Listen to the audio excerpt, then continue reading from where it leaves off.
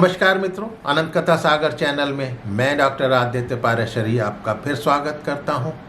महाभारत कथाओं की श्रृंखला को आगे बढ़ाते हुए भीष्म पर्व की कथाएं चल रही हैं और आज के एपिसोड में महाभारत के युद्ध के 9वें दिन के बाद, क्योंकि पांडवों को बहुत बड़ी हार का सामना करना पड़ा था, तो पांडव भीष्म के वध का उपाय जानने के लिए क्या करते हैं। 9वें दिन जब युद्ध की समाप्ति हो गई, रात में पांडवों ने गुप्त मंत्रणा कही। अब ये विचार होने लगा कि भीष्म का वध करा तो कैसे किया जाए। तब ये फैसला हुआ कि भीष्म के पास जाकर ही उनसे वध का उपाय पूछा जाए। ये विचार युधिष्ठिर ने दिया था, कृष्ण को पसंद आया। उसके बाद सारे पांडव जो हैं वो कृष्ण को, केशव को आगे करके भीष्म पितामह के पास पहुंचे। सिर झुकाकर प्रणाम किया। युधिष्ठिर बोले, युद्ध में हमारी जीत कैसे होगी? किस प्रकार राज्य प्राप्त करें? आप स्वयं ही अपने वध का उपाय बतलाइए।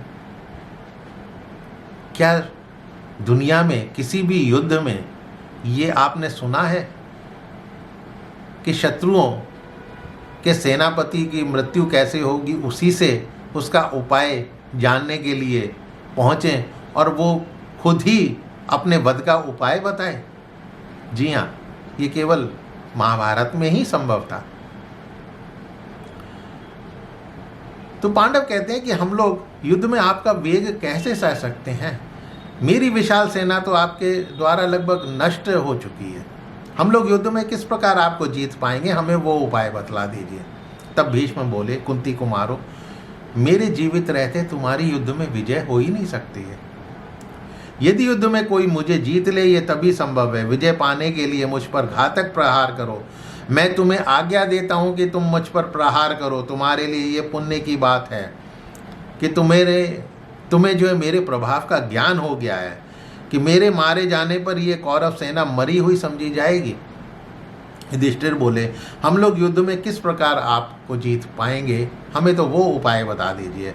आपको तो युद्ध में इंद्र आदि देवता भी नहीं जीत सकते हैं। तब भीष्म बोले, ये सत्य है कि जब तक मेरे हाथ में शस्त्र रहेंगे तब तक कोई भी मुझे जीत नहीं सकता। जब मैं अपने अस्त्र शस्त्र डाल दूं तभी कोई जीत सकता है, तभी कोई मार सकता है। मेरा ये संकल्प है कि जिसने शस्त्र डाल दिए हों, जो भयभीत होकर भागता हो, अथवा जो स्त्री हो अथवा स्त्री जैसा हो, पिता का इकलौता पुत्र हो, नीच जाति का हो, जिसकी ध्वजा में अमंगल सूचक चिन्ह हो, मैं कभी उसके साथ युद्ध नहीं करूँगा।